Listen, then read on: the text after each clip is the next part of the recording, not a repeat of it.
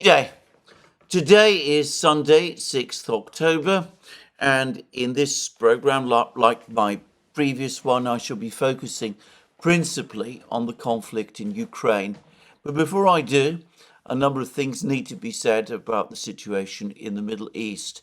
It continues to be not just extremely tense, but it bears all the hallmarks, all the appearances of the calm before the storm.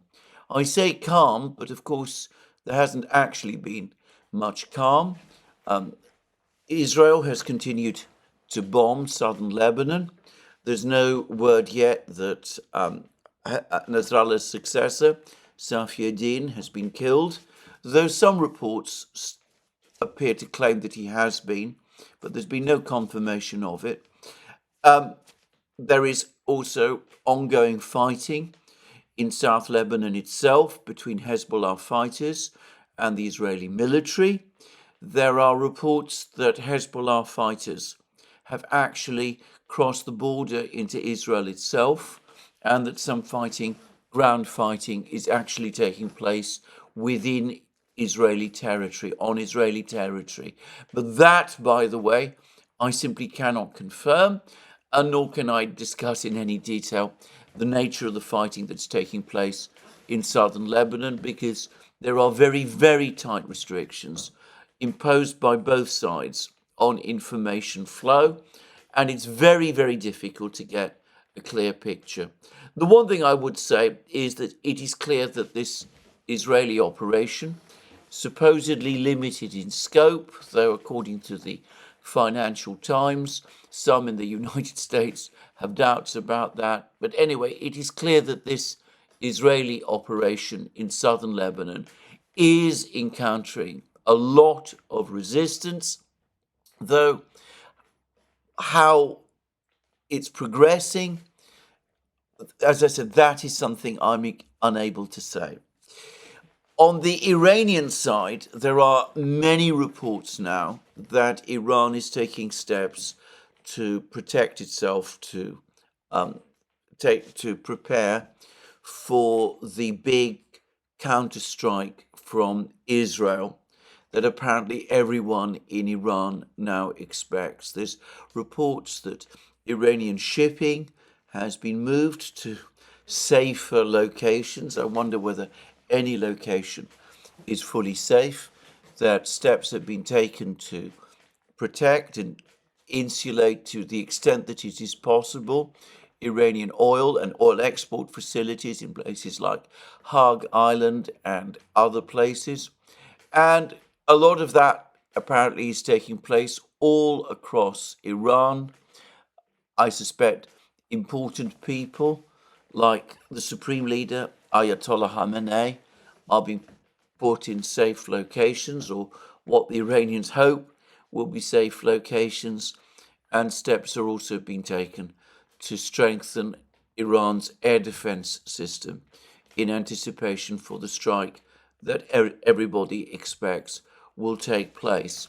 And on the topic of Supreme Leader Ayatollah Khamenei, it's been pointed out that a great part of his address to the crowd at the Imam Khomeini Mosque in Tehran on Friday, during Friday prayers, was made in Arabic rather than Farsi, and it seems as if Ayatollah Khamenei was addressing the Arabs, the Arab people, but of course, first and foremost, the people of Lebanon and the people who support Hezbollah there, again, going out of his way to reassure them of Iran's support and of their joint ultimate victory.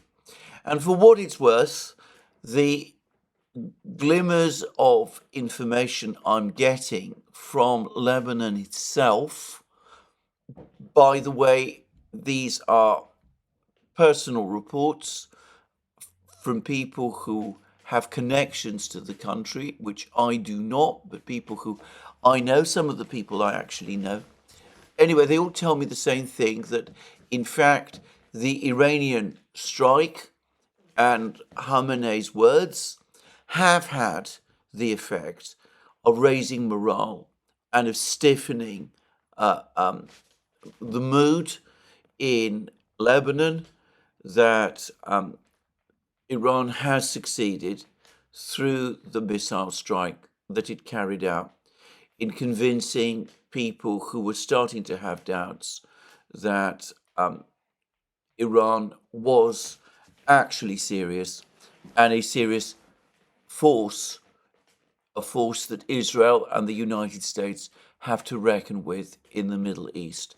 So Khamenei's words, taken together with Israel's strike, have at least had that effect, which would have been an important effect from an Iranian point of view. It would have been one of the major reasons why they carried out the strike that they did.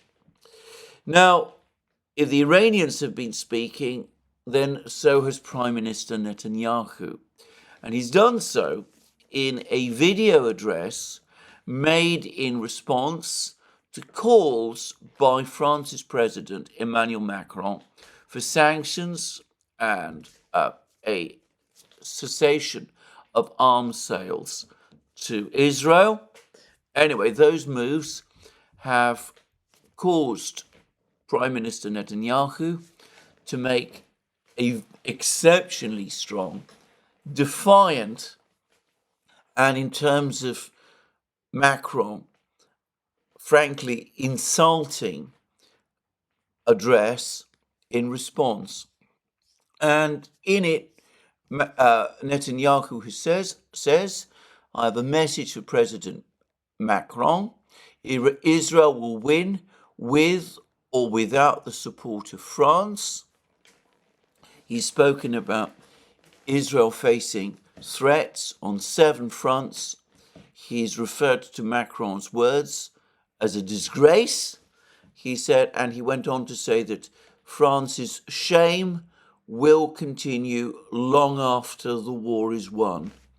And his words include, as Israel fights the forces of barbarism led by Iran, all civilized countries should be standing firmly by Israel's side. Yet President Macron and other Western leaders are now calling for arms embargoes against Israel. Shame on them. And he went on to say that Israel has the duty and the right to defend itself and respond to such attacks. And this is what we're going to do.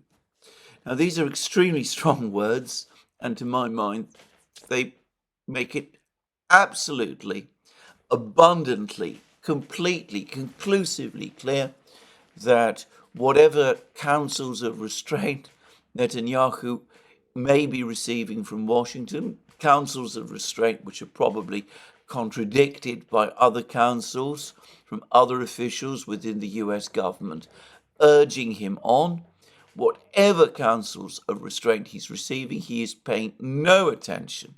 He's going to steamroll ahead, and he's going to launch that massive attack on Iran that supposedly the Israeli cabinet approved yesterday. And I have to say, I find this completely unsurprising. These words of Netanyahu, the language he uses, I have absolutely no doubt that they reflect his sincerely and strongly held views. I don't agree with his policies. I think that they are disastrous. I think they're leading Israel into a corner. I don't think they benefit Israel in any way. I think, on the contrary, they make its position far worse in security terms than it would have been if an entirely different approach had been taken. And I've discussed all of that in many programs and in many places now. But I've no doubt at all that Netanyahu, Prime Minister Netanyahu, means what he says. I have to also say, though, that I do take issue with some of the comments that he makes. He talks about Israel fighting the forces of barbarism led by Iran, and that all civilized countries should be standing firmly by Israel's side. I know that is language that many people in the West use. Joseph Borrell used it about a year or so ago when he contrasted the European garden with the jungle that exists elsewhere and spoke about the importance of keeping the jungle at bay and preventing it from expanding into the garden, the European garden. Language, by the way, which Borrell, whether knowingly or not, borrowed from the British poet, the English poet Rudyard Kipling. Just saying. Anyway, I am, to put it mildly, uncomfortable with this sort of language. In fact, I disagree with it completely. Whatever one may consider of Iran, whatever views one has of Iran's government, for example, Iran is and has been for thousands of years a major center of civilization. It has a history as a civilized country, at least, well, almost as long as that of Israel and of the Jewish people. And one should never use language like barbarism, in my opinion, and extend it to a country like Iran. And frankly, I don't think myself that one should use words like barbarism nowadays to talk about any country or nation at all. And I say that in the full knowledge that, of course, barbarism, the word barbarian and barbarism, is a Greek word and one with which, as a result, I am very familiar with. But anyway, I'm not going to dwell on all of that, certainly not in this program. All I will say is, to repeat once again, I've no doubt that Netanyahu believes what he says when he talks about shame, when he expresses views about the fact that Western leaders like Macron, who counsel restraint and talk about restrictions, arms embargoes against Israel, should feel ashamed of themselves. And when he creates a picture of Israel fighting heroically for civilization against, well, let's say, to use his language, the forces of barbarism, I have no doubt that he is being sincere, even though, as I said, I disagree completely with the policies and the sentiments. But the point is, he's the decision maker, and he's going to make the decisions. And a person who talks in this way, as I said before, is definitely going to go forward, press forward, and launch that attack on Iran, which we're now all expecting. Now, as for the Iranians, they made it very clear that they will respond, and Iranian officials have given us some idea of how they intend to respond, and they are talking about attacks on Israel's infrastructure, its energy system, and things like that. So I've been saying ever since the events of 7th October 2023, that we were at serious risk of a wider war in the Middle East. And I've been saying ever since Prime Minister Netanyahu visited Washington a few weeks ago and addressed Congress that he seems to be seeking a wider war in the Middle East. And by the way, I notice that is now becoming a widely held, even mainstream view. We can see that he has not changed or modified his intentions in any way. He knows that if he attacks Iran in the way that he intends to do, Iran will hit back, and he's not going to be deterred from striking at Iran because of that. And if any Iranian counterstrike escalates the situation and leads to an all-out war, well, I don't think that Netanyahu will flinch. As far as he is concerned, it will be, on the contrary, a step towards that wider war that he wants. And his words addressed to President Macron, with its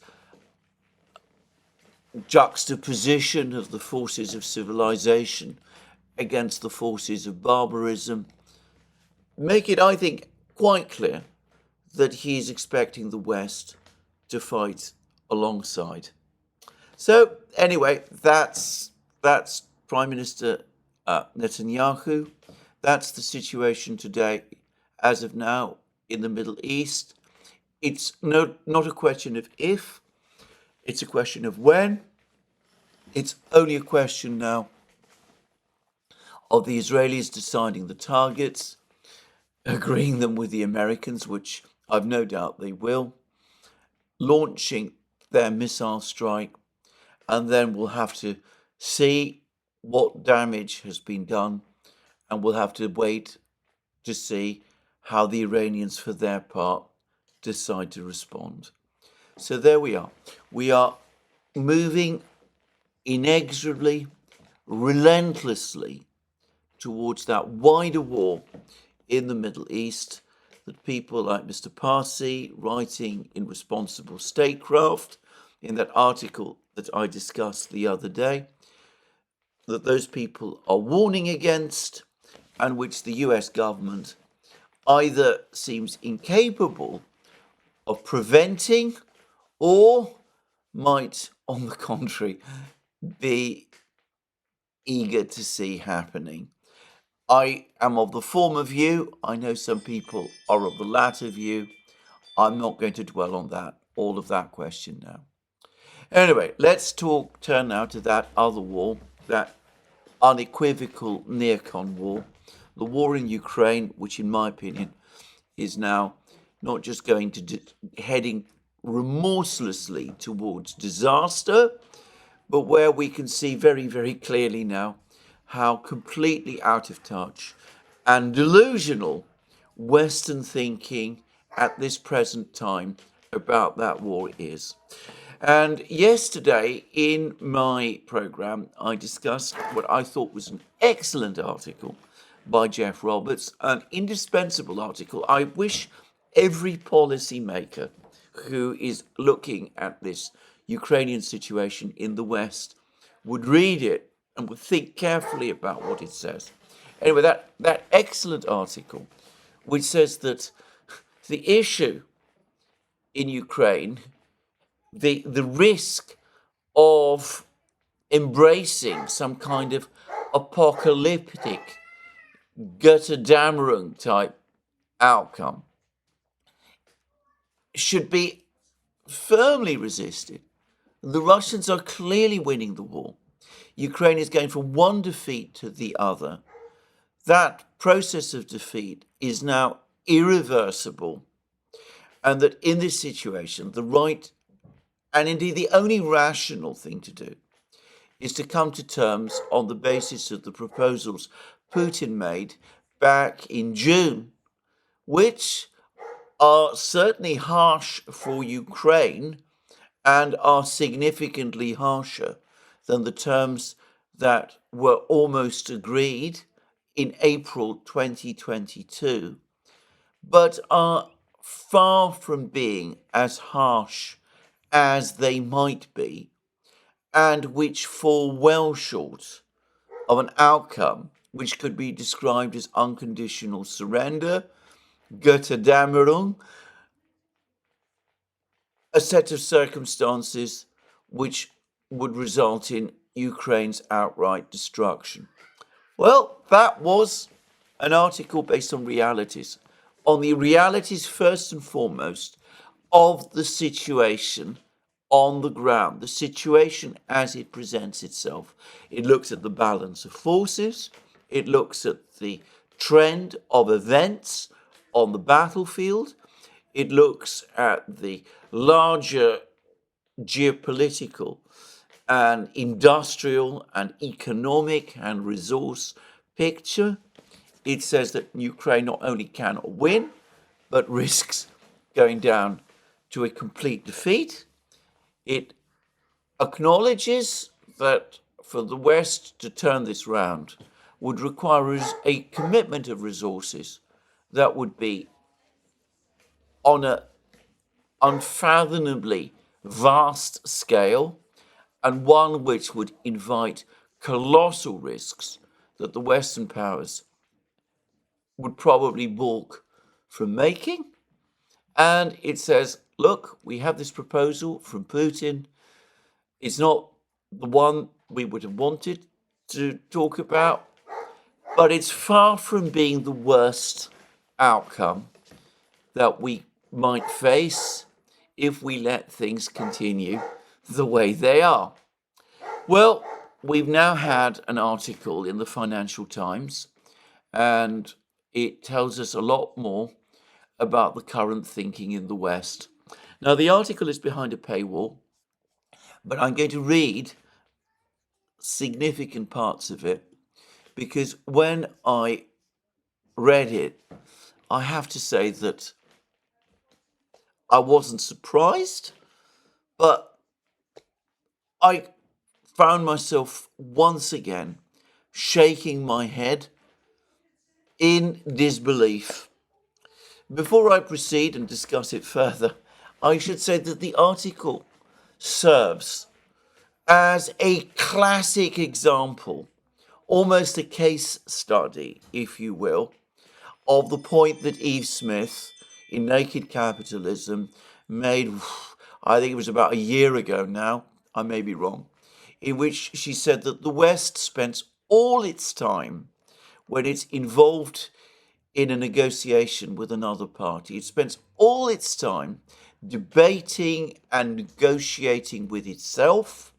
It then comes up with a proposal which has little bearing on the opinions and concerns of the other side. But because of the enormous trouble and time and effort that the West has undertaken to agree with itself this negotiating position, it nonetheless presents this proposal unconnected, untethered to reality, that it, as it might be, ignoring what the other side will probably think and say. And then when the other side says no, well, the West really is at a loss for an answer or for any real idea of what to do next. Anyway, the article in the Financial Times, its article is Ukraine, NATO membership and the West German model. Security guarantees will have to underpin any peace deal where Russia retains control of Ukrainian land. And this is already a euphemism because, of course, the Russians actually floated the possibility of security guarantees for Ukraine, and by the way, also for Russia, back in the spring of 2022. In the lead up to the agreement in Istanbul, the Russians suggested to the Ukrainians that Ukraine must remain a neutral state. They accepted that Ukraine would need something that went beyond the Budapest memorandum, which provided Ukraine with no guarantees. And they suggested that there should be all kinds of guarantees. And they made it clear that one of the countries, in fact, the most important country that would provide those guarantees, which would be set out in treaties, would be Russia itself. And the security guarantees, including the one which Russia would give, would specify the size of Ukraine's own armed forces, and it would make it very clear that the guarantor powers, who would of course include Russia, would have a veto right on Ukraine conducting exercises with any third party, military exercises with any third party. And, by the way, the security guarantees would explicitly prohibit Ukraine from hosting bases, military bases, by any third powers without the agreement of all the guarantors. So that was the proposal for security guarantees made in March and April of 2022, and apparently largely set out in the Istanbul Agreement. Well, this term, security guarantees, is used now in the West, and it is also used in this article in a completely different way. Instead of being an alternative to NATO membership offered to Ukraine in order to guarantee its security as a neutral power, now what is referred to as security guarantees is simply a euphemism for NATO membership, because it is quite clear that that is what is being talked about now. So let's go on and read what the article goes on to say. It says that Ukraine has scaled back its war aims. I've not seen any formal evidence of this, by the way, but anyway, that's what the article says. Although it remains committed to recovering the land seized by Russia over the past decade, it regrettably lacks the manpower, weaponry, and Western support to do it. Ukraine's new strategy, presented by President Zelensky to US leaders last week, is to ask its allies to strengthen its hand militarily and diplomatically to bring Russia to the negotiating table. Western diplomats and increasingly Ukrainian officials have come round to the view that meaningful security guarantees could form the basis of a negotiated settlement in which Russia retains de facto, but not de jure, control of all or part of Ukrainian territory it currently occupies. Now, notice they say that this is Zelensky's new strategy. I've seen no evidence anywhere that that is actually Zelensky's strategy.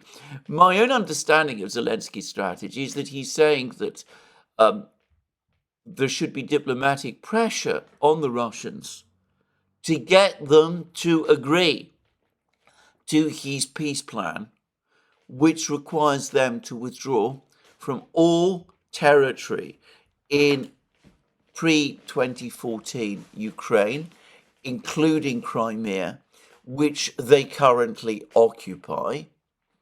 And, well, if that can't be achieved diplomatically, Zelensky's talking about achieving that outcome diplomatically, but without negotiations. I've already discussed that in previous programs. But if the Russians stand their ground, and if there is insufficient support around the world for that outcome, then the alternative must be for the war to continue until the Russians are driven out of all of the territory that they occupy that made up pre-2014 Ukraine. So I see no evidence that Zelensky's so-called victory plan is that the Western powers should strengthen Ukraine's hand militarily and diplomatically to force Russia to the negotiating table in order to get Russia to agree to a freeze of the conflict, which is all that we're talking about here. Quite the contrary. Zelensky and the Ukrainian government are, at least in public, categorically rejecting that idea. In fact, they're doing so in the most vehement terms. So already we can see that there's a problem with this article because it attributes to Zelensky a more flexible approach than the one he's actually showing. But anyway, we then go on to read Western diplomats and increasingly Ukrainian officials have come round to the view that meaningful security guarantees could form the basis of a negotiated settlement in which Russia retains de facto, but not de jure, control of all or part of the Ukrainian territory it currently occupies.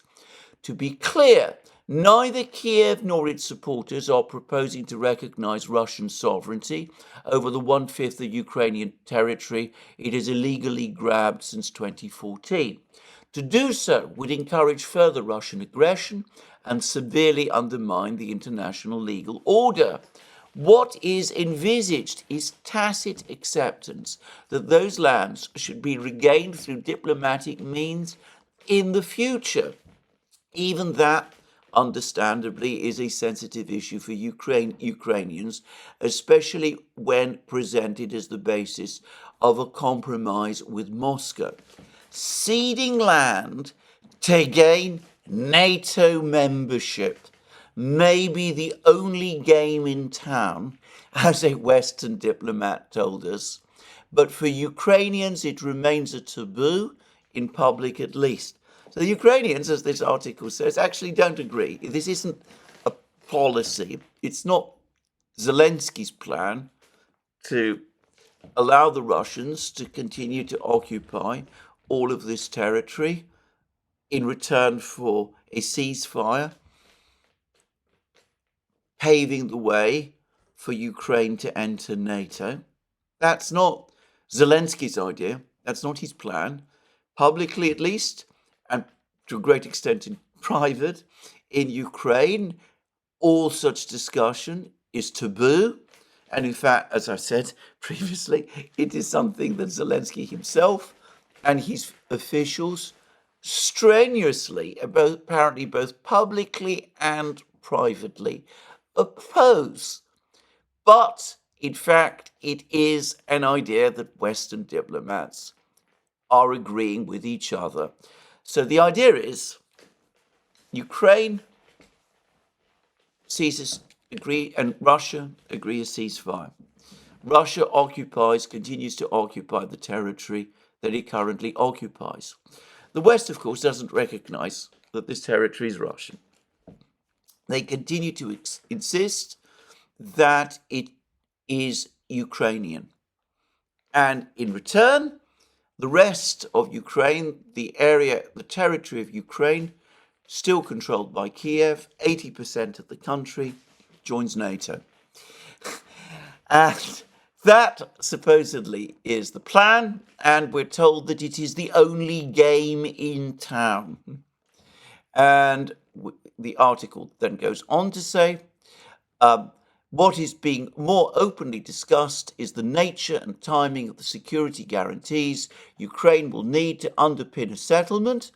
In Washington, Zelensky restated his pitch for accelerated membership of NATO.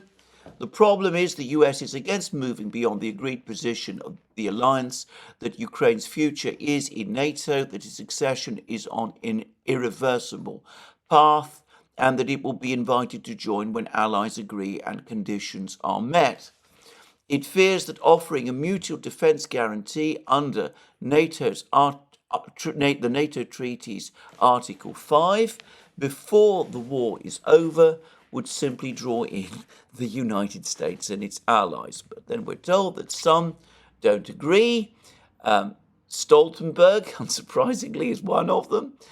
There are ways of solving that. This is according to Stoltenberg. Stoltenberg pointed out that that security guarantees that the United States provides to Japan do not cover the Kuril Islands, four of which Japan claims as its own, but which are controlled by Russia after being seized by the Soviet Union in 1945. And Stoltenberg also cited Germany, which joined NATO in 1955 despite being divided. Only West Germany was covered by the NATO umbrella. When there is a will, there are ways to find the solution, but you need a line which defines where Article 5 is invoked, and Ukraine has to control all the territory until that border. And then we're told that the West German model has been discussed in foreign policy circles for more than 18 months. Remember what Eve Smith said?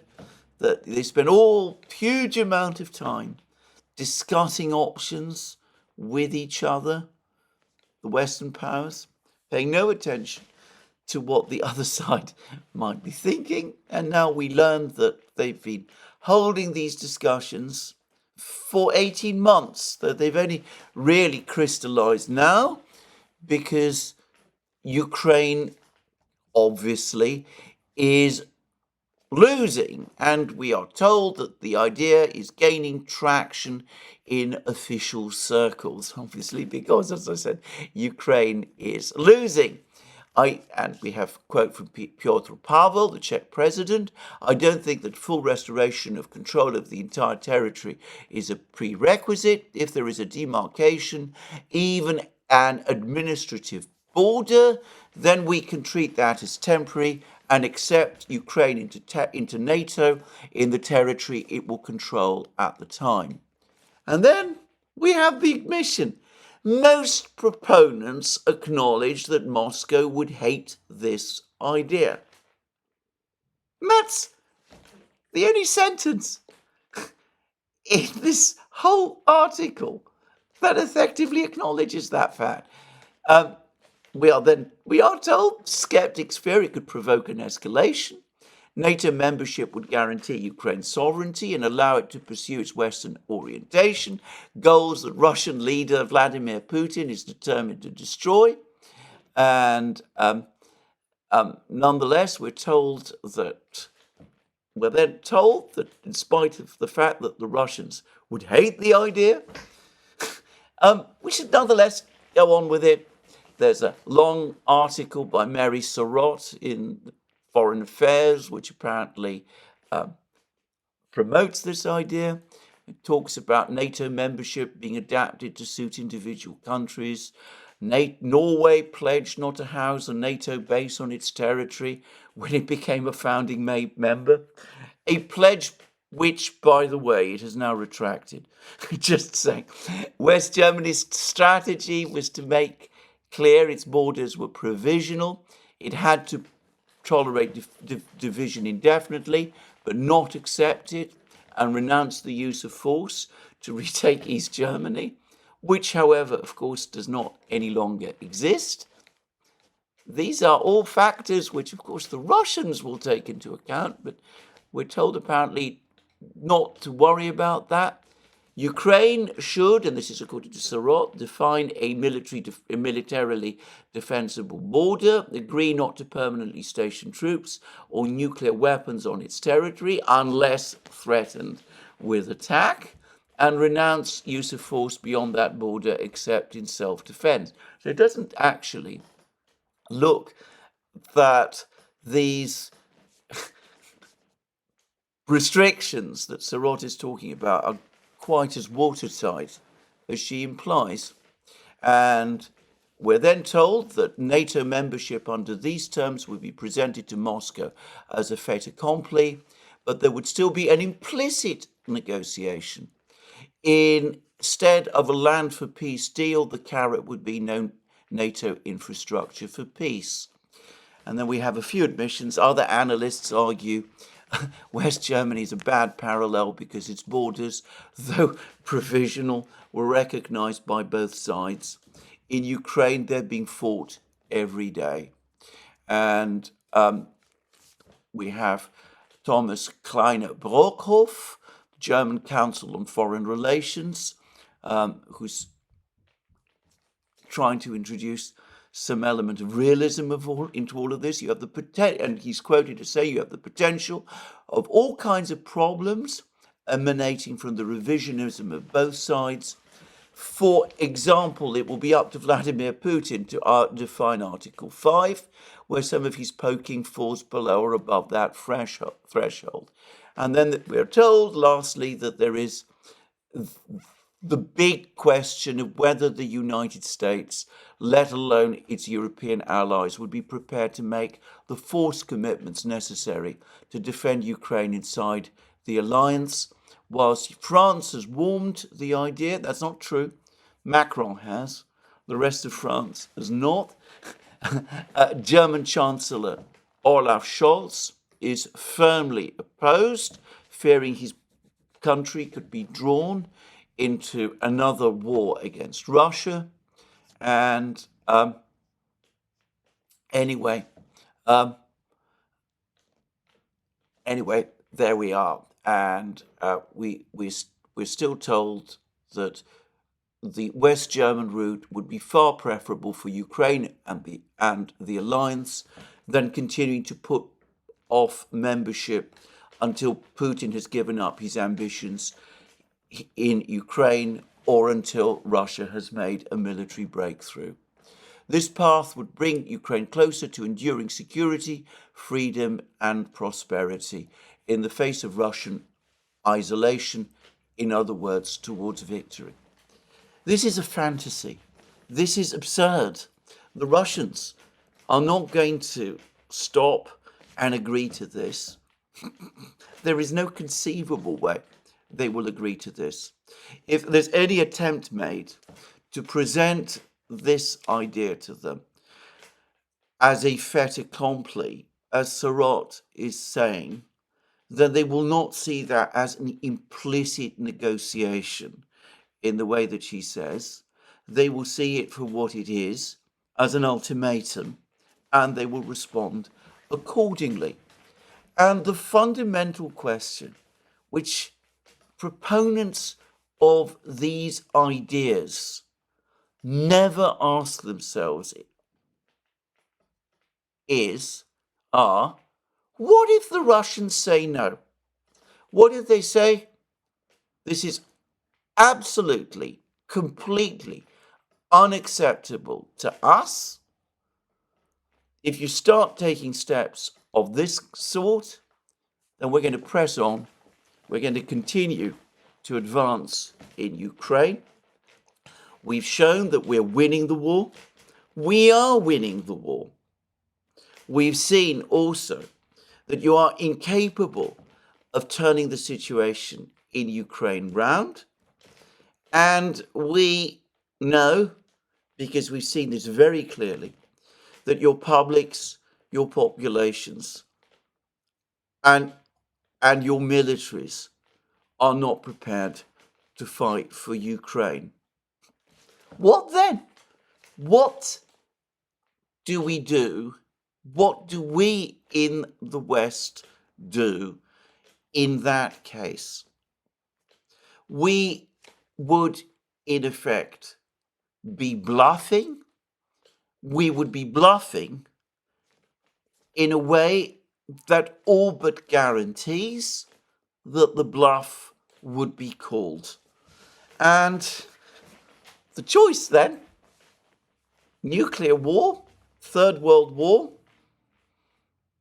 or capitulation, with the Russians grinding forward in Ukraine, winning, and the entire NATO system, Article 5, exposed as a paper tiger, as nonsense. Now, I say this because, of course, the point that none of these commentators acknowledge is that the fundamental difference between what happened with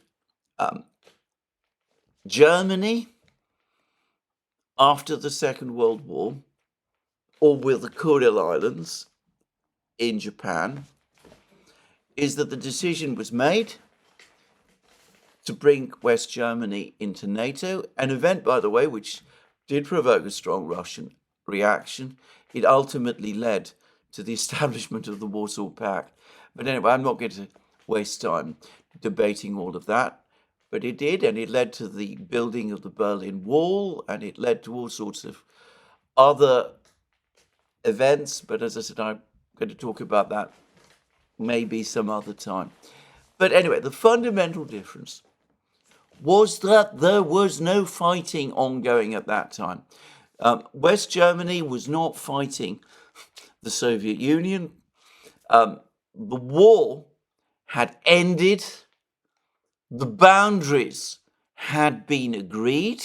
The division of Germany, the partition of Germany, had in effect been agreed, though only on a provisional basis, as a result of the agreements reached by the Allied powers in 1945 at the conferences in Yalta and Potsdam. In other words, West Germany was at peace when it joined NATO.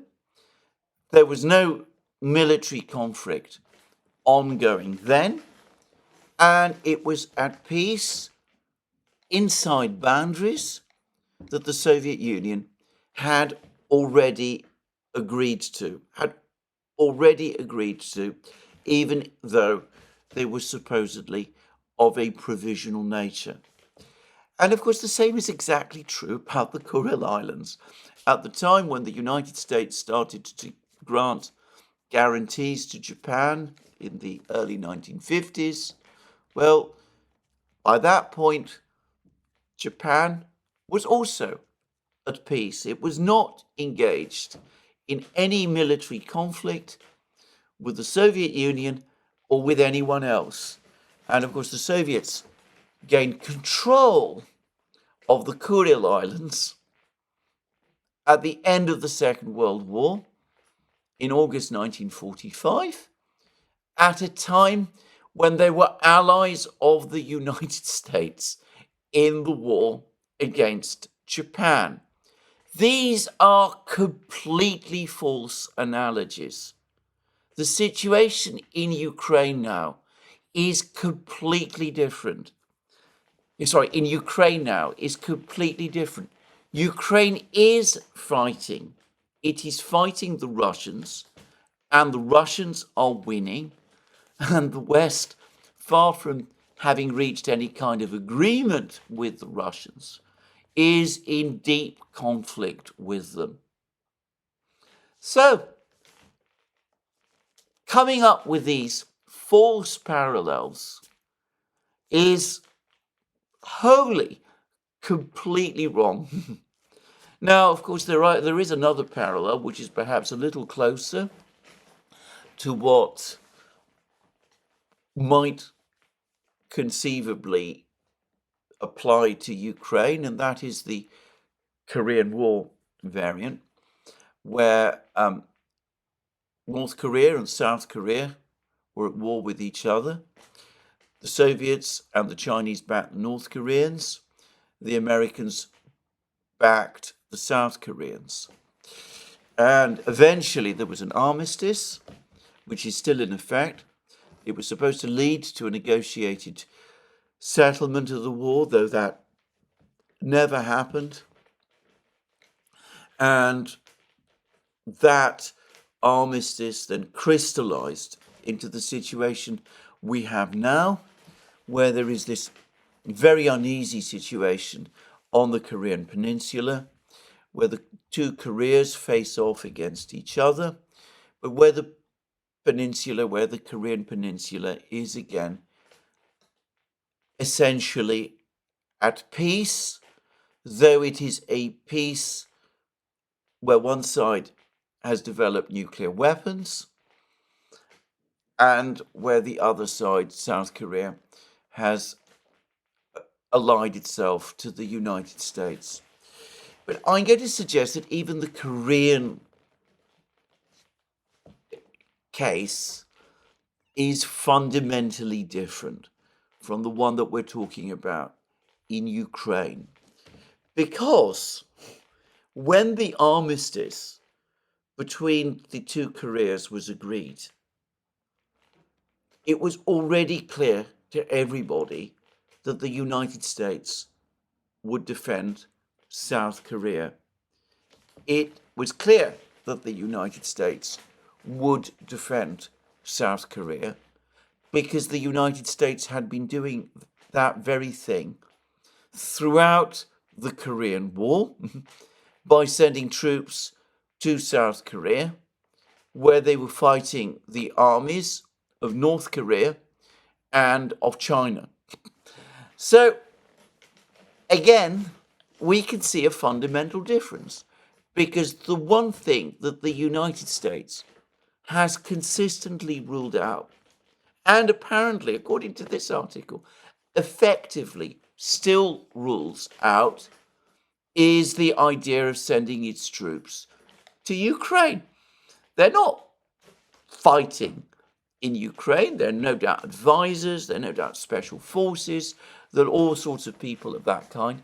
But the United States has gone out of its way repeatedly to deny that it wants to fight the Russians in Ukraine. So, whereas it very openly and publicly did so in South Korea, with hundreds of thousands of American troops fighting the North Koreans and the Chinese, and with the American Air Force bombing North Korea and fighting against a North Korean Air Force that was made up to a great extent of aircraft supplied by the Soviet Union and piloted by pilots from China and the Soviet Union itself.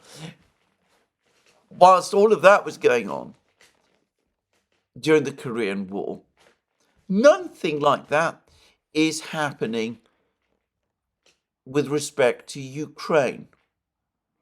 The Americans, if they were to agree to something like this, the Germans too, all of the Western powers, would have to decide to make a commitment to defend Ukraine, something which, up to this point, they have never done. So, again, I would argue, even the Korean case study, though it is a little closer than the German and the Japanese one, the Kuril Islands one, really doesn't apply. And of course, the armistice in Korea was negotiated in the mid-1950s at a time when the United States had massive dominance in nuclear weapons over the Soviet Union and China, and not just nuclear weapons, but means for their delivery over the Soviet Union and China. And after, as has now been widely accepted in academic circles, the United States forced the Soviets and the Chinese to accept this armistice deal as a result of warnings that if they failed to do so, the United States would consider using nuclear weapons. So, all of this is a fantasy. It is an ultimatum. It suggests, it proposes an idea of presenting the Russians with an ultimatum they are certain to reject, and which will only put the Western powers themselves in an impossible position where their bluff is in effect called. I cannot comprehend how Western leaders can continue to be as detached from reality as they are at the moment.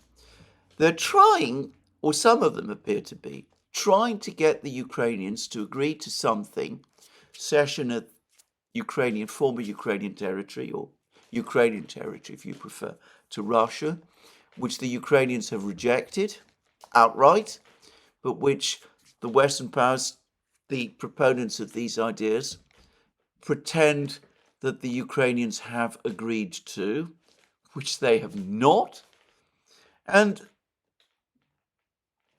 they try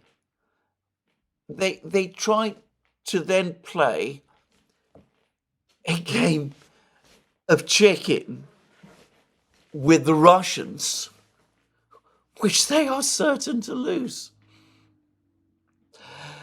If this is the quality of Western policy at this time, I mean, well, all I can say is I'm going to throw up my hands in despair. I very much doubt that this idea is in fact going to go forward, whoever wins the election in the United States in November.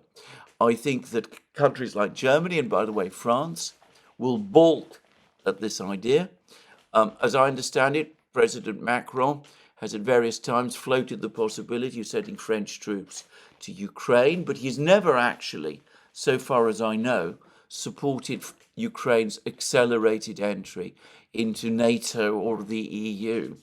I may be wrong about that, but French public opinion certainly does not agree, as the recent elections in France have shown. And I don't believe opinion in Italy would agree either. And for the record, I don't think public opinion in Britain or the United States would look favourably on these ideas either. What needs to happen is that people need to start being, in the West, finally being realistic. The war in Ukraine is lost. The West has done everything within its power to try to defeat Russia. It has imposed endless sanctions upon Russia, which have failed to destroy Russia's economy. It has supplied Ukraine with weapon system after weapon system, none of which have achieved the outcomes that many expected. The Russians are now winning conclusively on the battlefield, as everyone can see. So face that. Do what Jeff Roberts suggested. Come to terms while the Russian terms are still reasonable. Don't postpone until the point when they no longer are, or worse still, until the point where the Ukrainian hardliners and the Russian hardliners and some people in the West get their ultimate desire, which is a Ukrainian Götterdämmerung, a complete capitulation and collapse, which ends the Ukrainian state as we have known it. Anyway, let's press forward and let's look at the situation on the battlefronts in Ukraine today. And, well, we're getting more news about the scale of the disaster in Ugledar. And it turns out that a lot of Ukrainian troops who were sent to Ugledar to relieve the 92nd Brigade, the 72nd Brigade, the brigade that was defending Ugledar, simply refused to go. And that was one of the reasons why the 72nd Brigade was left trying to fight in Ugledar, despite the fact that by the time when the battle in Ugledar began in earnest, its resources had become all but exhausted. The men had become tired and jaded after more than 2 years of continuous war. The equipment had become run down. There were shortages of ammunition and equipment, and there was an urgent need for the brigade to be withdrawn from Ugledar so that it could refit. And these reports about demoralization across the length of the Ukrainian army are apparently far from exclusive to the situation in Ukr. There's a report today that another brigade, men from another brigade, have in effect mutinied, that they've left the brigade, that they've attended some kind of protest near the city of Nikolaev. There's a photo of them doing so. They're complaining that they're in no condition to fight, that they have received barely any training and any equipment, and that if they are sent to fight, in effect, that would be to condemn them to all but certain death. Now, I've seen pictures of the men who are supposedly drawn from this brigade, the one that's from which they've mutinied, and who've turned up. And I have to say that if these men who are protesting close to Nikolaev really are Ukrainian soldiers, or the current crop of Ukrainian soldiers, then one can immediately see why Ukraine's army is in serious trouble. Because, well, I don't know very much about soldiers, but these men do not look to me like men who are fit to be combat soldiers. Some of them are obviously obese. A lot of them are elderly. None of them looks in particularly good health or strong or fit. I mean, a less military looking group of people I could barely imagine. Just saying. But anyway, that's one thing one reads. One reads all sorts of other things. There's been lots of comments by Ukrainian commentators. Again, Simplikis, the thinker, has done a long blog piece on his Substack blog, in which he gives large numbers of long lists of extracts from many of the tweets and comments that Ukrainian soldiers are making about the situation on the battlefronts. And, well, one thing immediately struck me about them, which is that they all unanimously agree that the situation on the front lines is catastrophic, that Ukraine is heading towards comprehensive defeat. Alexei Arestovich, who was in the first 2 years of the war, or first year and a half of the war, Zelensky's primary spin doctor, propaganda chief, if you like, someone at that time, he was constantly giving, as I remember, euphorically optimistic predictions, all looking forward to Ukraine's victory. Anyway, Arestovich now says that in 3 to 4 months, at the most, on current trajectory, the Ukrainian army will collapse.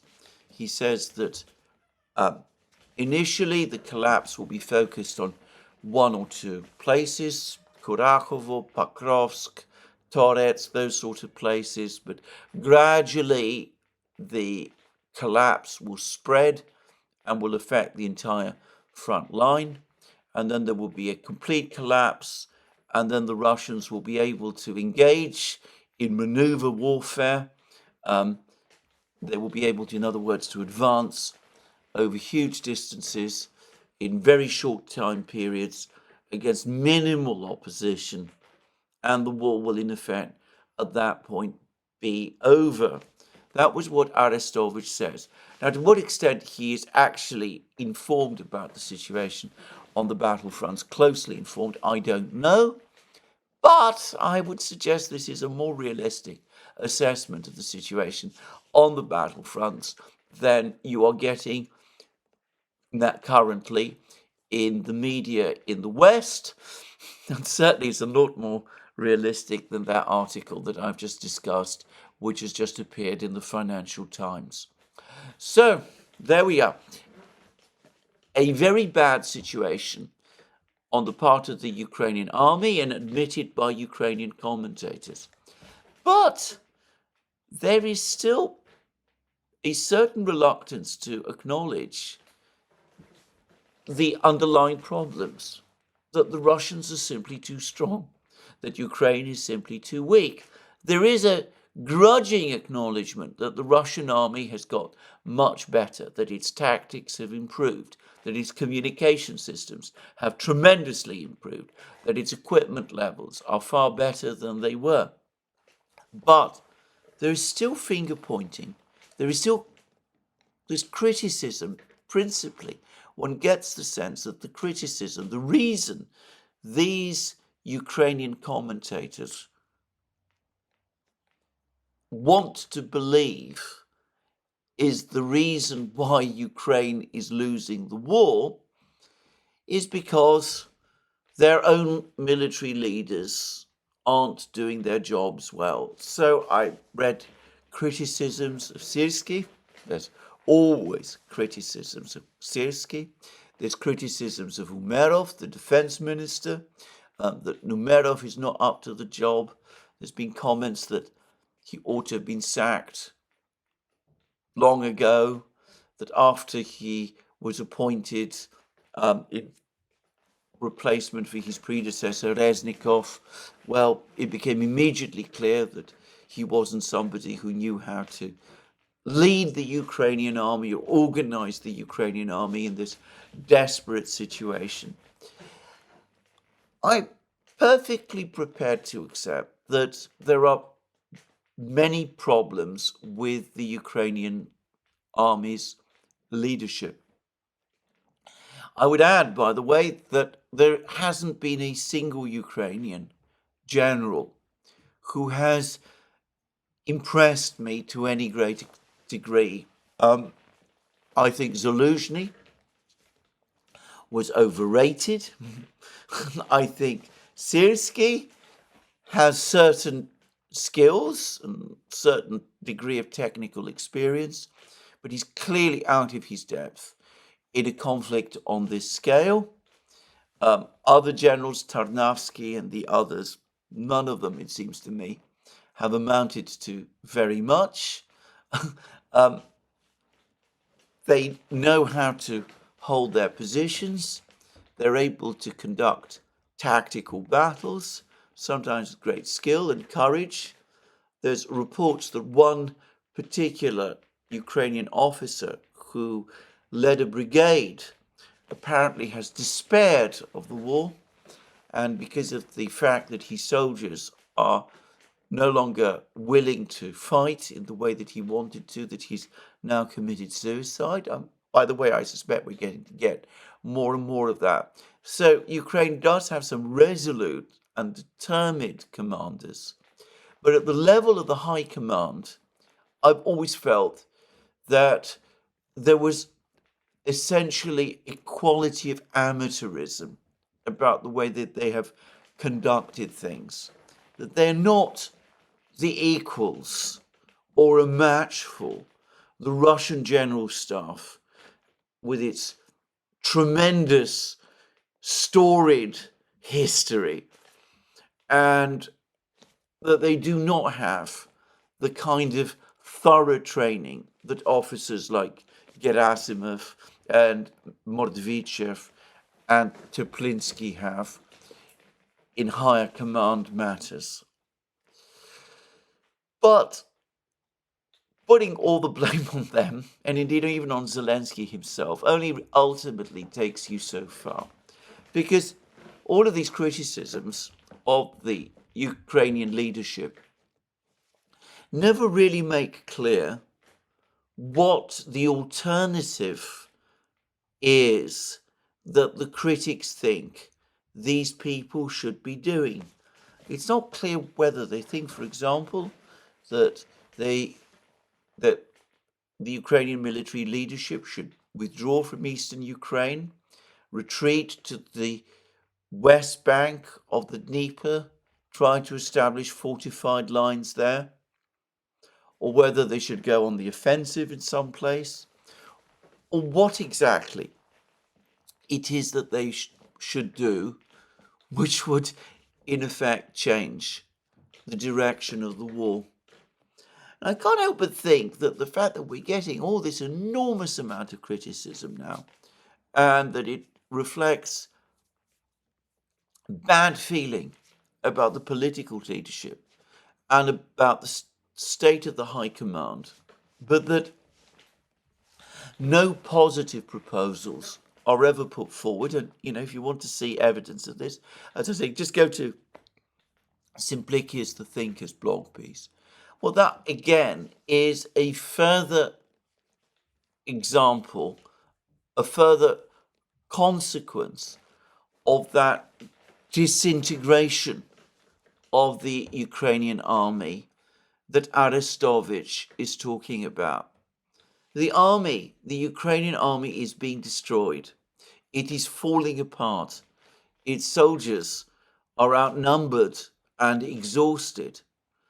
The men who are replacing them as the veterans die are demoralized before they've even started fighting and lack the training to withstand the Russians to any degree and the motivation to do so.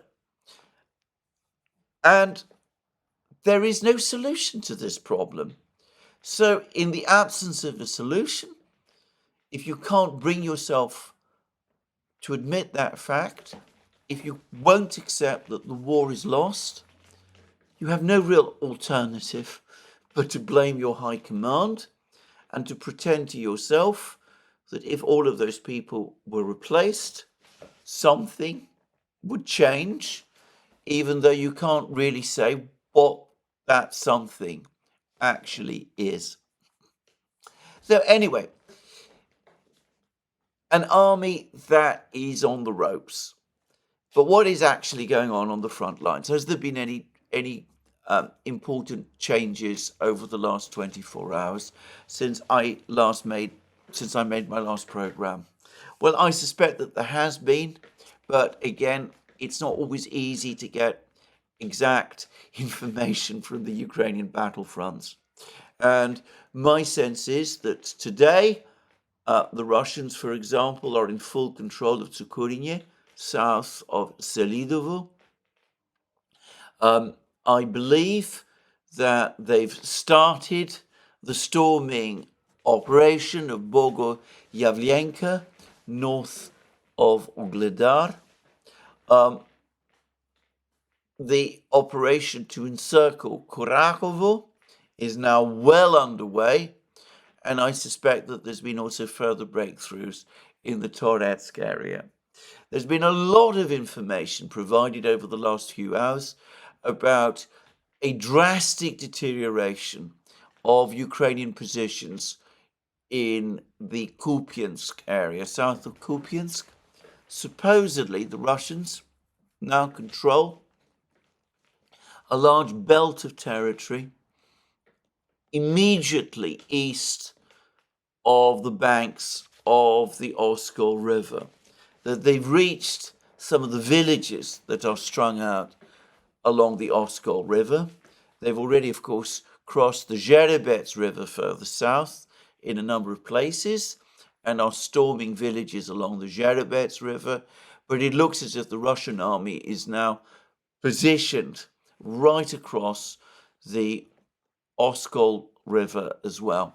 Very probably in the autumn, they will be crossing the Oskol and Zherebets rivers in force, probably after the town of Siversk has fallen, and we will be seeing a major operation to capture first Liman and then to begin the siege of Slavyansk, and further south, when Toretsk and Chasiv Yar falls, to begin the sieges of Konstantinovka and Kramatorsk. Those battles are probably now just weeks away. And again, I think this is not an overstatement. And Well, further north still, little news about what's going on in the Kursk area, except that Group of Forces North continues to claim further advances. And as I discussed in my program yesterday, it looks as if even Zelensky understands that the situation in Sumy region is soon going to be critical, and that the Ukrainians will find themselves on the defensive there, with a real possibility that the Kursk pocket will be encircled and that the Ukrainian troops in the Kursk pocket will be faced with disaster as well. But all of this reinforces the trends that I have been talking about over the last few weeks and months. What we will see at some point over the next couple of weeks is another dramatic event, like the fall of Ugledar, perhaps the fall of Kurachovo, perhaps the fall of Selidovo, the operation to capture Pokrovsk will begin. Toretsk also very soon likely to fall. But perhaps the most ominous news for the Ukrainians of all is that, going back to what Andrei Marochko, the Russian commentator and official, told TASS yesterday about how the fall of Ugledar now releases the Russian army in Zaporozhye so that it can begin its offensives northwards towards Orekhov and Zaporozhye. But anyway, we've been getting reports over the last couple of hours that the Russians are now building on tentative offensives that they operations, advances that they carried out in this area over the last couple of weeks, and that large numbers of troops have been concentrated around Rabotino, and that a Russian advance northwards towards Orekhov is perhaps only days away. So, there it is. Arestovich says Ukrainian collapse within 3 to 4 months. As I said, I don't know how well informed he is any longer, but if it happens in that way, I, for one, would not be surprised. To repeat again a point I have made many times, there is not an unlimited amount of time. Whilst Western leaders are wasting time debating far-fetched and utterly fantastical and ill-conceived schemes, like presenting the Russians with an ultimatum: take what you have and Ukraine joins NATO. Whilst people come up with far-fetched ideas like that, the defeat which we already have in Ukraine looms ever greater, and at some point over the next few weeks, months at most, will begin to look like it's going to be total. Well, that's basically where I end today's program. I'm going to finish with a very strange incident that was reported yesterday, and which appears to have happened in the Toretsk area. Now, over the last couple of weeks, and I've been discussing this on various programs, we've been starting to see Russian heavy drones, Orion drones, copies of the Predator and the Reaper, operating behind Ukrainian battlefronts, attacking Ukrainian troops that try to move supplies along the increasingly dangerous roads in eastern Ukraine, roads that have become increasingly dangerous because the Russians have been able to swamp the skies above them with drones of various descriptions, including now these Orion drones. Well, over Toretsk, an object which some have identified as a very advanced S-70 Ochotnik drone, which is a jet-powered drone, stealth drone developed by the Sukhoi Bureau, crashed.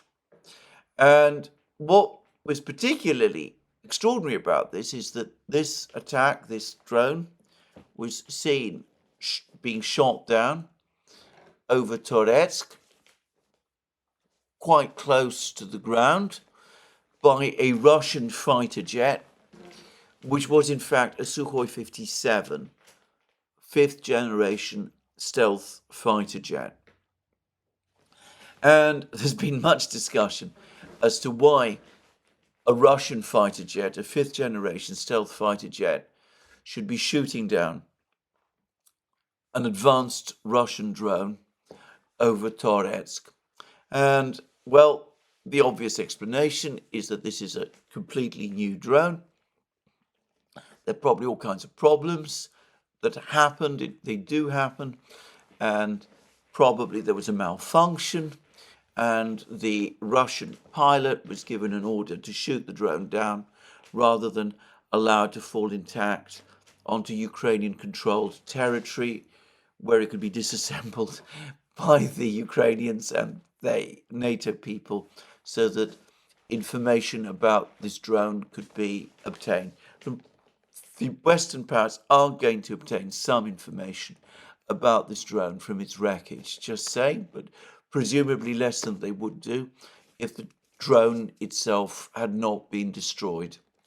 But anyway, this is an interesting incident because for the first time it shows that Russian stealth fighter jets, Sukhoi 57s, are indeed operating over the skies of Ukraine within Ukrainian-controlled, well, maybe it's not so well controlled, but anyway, within Ukrainian airspace.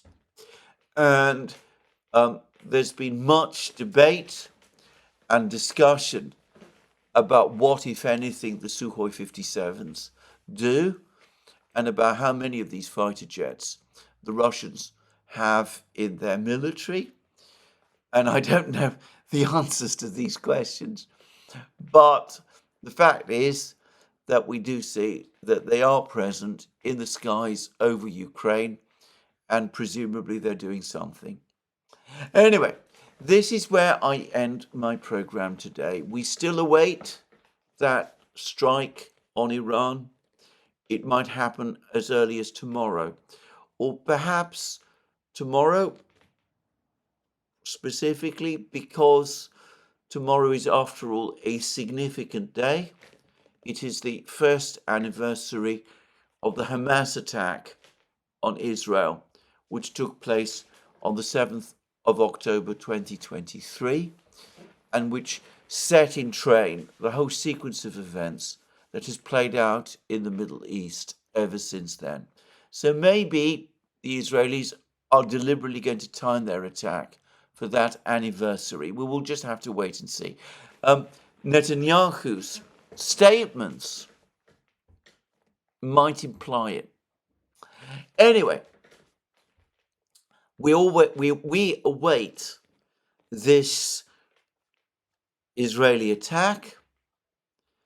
In the meantime, it's clear that Ukraine is running out of resources and time. And based on the article in the Financial Times that I've discussed in today's program, it's clear to me that just as the Ukrainians are not conducting a rational and realistic discussion about their actual options, the Western powers are failing to do so as well, so that as Ukraine heads towards defeat, nobody in the West has any real idea of what to do. Anyway, that is where I end my program today. Let me repeat once more that you can find all our programs on our various platforms, Locals, Rumble and X. You can support our work via Patreon and Subscribestar, links under this video. Don't forget also to check out our shop. And last but not least, if you've liked this video, please remember to tick the like button and to check your subscription to this program. Thank you again. More from me soon. Have a very good day.